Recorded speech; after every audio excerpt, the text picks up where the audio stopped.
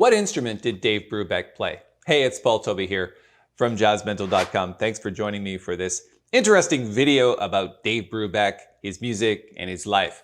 And so what I'm going to do is I'm going to answer that question, and I'm going to play you 5 of his most famous compositions and tell you a story about how I met Dave Brubeck and where I met him. That's kind of interesting. Let's get started.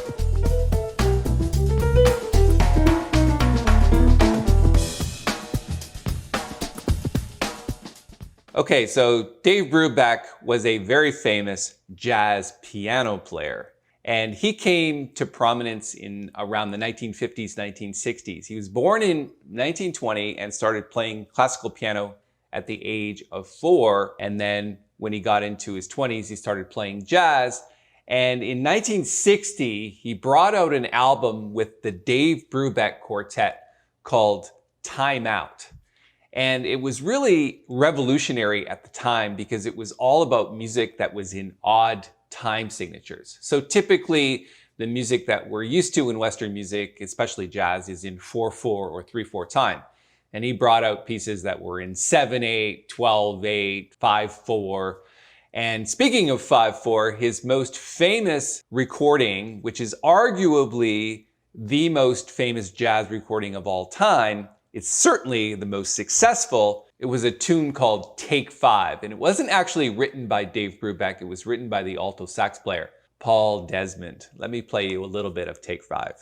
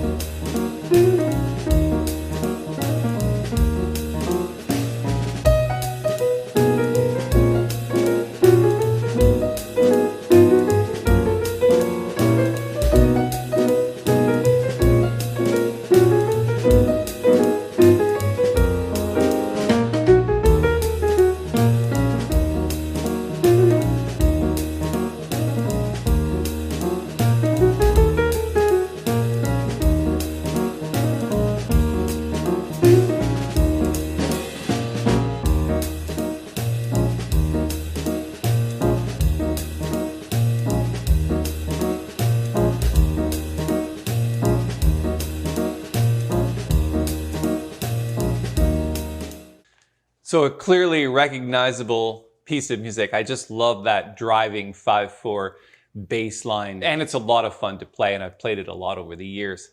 So let me tell you a little story about how I met Dave Brubeck. So back in 2006, I got invited to play a couple of solo piano concerts at the Montreal Jazz Festival. By a couple, I mean 2 in the same night. So the gig was on July the 8th. You can see, here's me, there's the gig. So there was 2 gigs. There was one at an earlier show and then one at a later show. It was at a great concert hall called Salle Gesù, and it had a Fazioli concert grand piano, Italian made, $250,000, probably one of the finest instruments I've ever played in my life. I just had such a great time. But the same night after the first gig, I got a call on my cell phone by Menard, who is the artistic director of the Montreal Jazz Festival, who I really didn't know, and it sort of came out of the blue, and he said, "Hey Paul, I got a surprise for you. Can you meet me outside the stage door at Place des Arts?" So Place des Arts is the big concert hall in Montreal. And so I'm like, okay. So I go there with my wife, Nancy. We meet him backstage, and he takes us in, and we go down this hallway, and we end up in the green room, and sitting there with his wife, like jazz royalty, is none other than Dave Brubeck. And I'm just floored because obviously I recognize him and his music, and I've been a fan for many years. I basically get to sit down and have a drink and just talk for about an hour before he goes on to play his concert. And I just picked his brain. I actually, at the time, purchased a CD because I didn't have one with me. So I purchased this one called Time Further Out, which was his second most famous album. And I got him to sign it, which is cool, to Paul from Dave Brubeck. And just really had such a great time. And then I got to see him walk on stage at Place des Arts to play his concert. And it was interesting because everyone in the audience, about 3,000 people, got up and gave him a standing ovation before he even played one note. So that's pretty much jazz royalty. And of course, he's arguably one of the most famous jazz piano players in history. Let me play you a little bit more of his music. This is probably the second most recognized composition. Interesting thing about the famous tune that I just played, Take 5, it wasn't actually written by Dave Brubeck. It was written by Paul Desmond, the alto sax player. So let me play you actually some of Dave Brubeck's compositions. This first one is Blue Rondo a la Turk, arguably the second most famous composition from the Dave Brubeck Quartet.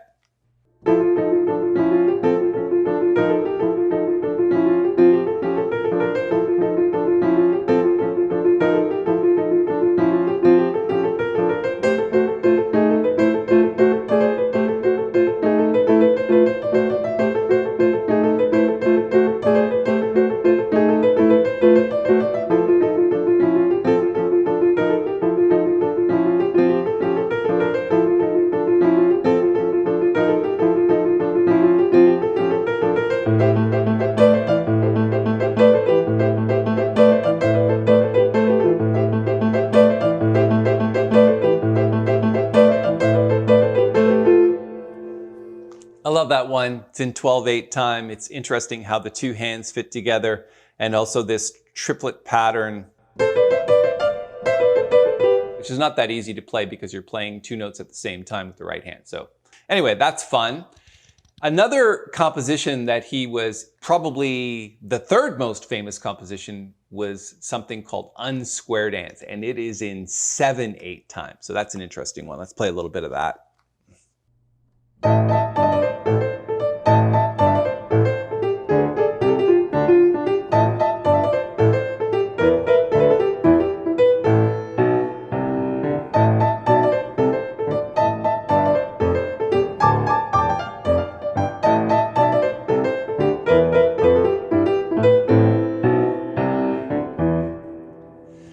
So again, I don't think his compositions are the easiest things to play, and it does take a little bit of brain power to kind of figure it out. So then there is a straight ahead song that is probably equally famous as the others, and that's something called In Your Own Sweet Way. And it is, like I say, in 4/4 time, so straight ahead. So you might recognize this one.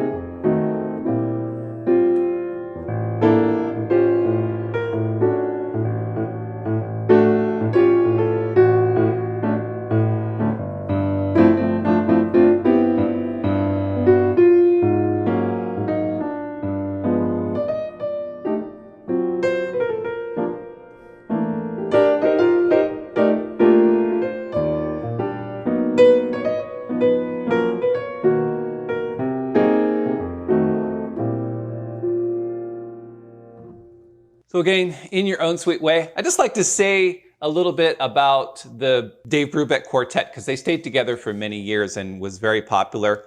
On the CD that I got signed by him at Place des Arts, it does say to Paul from Dave Brubeck, which is kind of cool. This is Paul Desmond on alto sax, Dave Brubeck. This is Joe Morello on drums, and then Eugene Wright on the bass. And the last thing I'm going to play for you is something that is relatively unknown, which I think is his greatest composition ever, which is something called Theme from Mr. Broadway. This is really interesting the way the left hand fits together with the right hand, and not an easy thing to play. So let's see how this goes.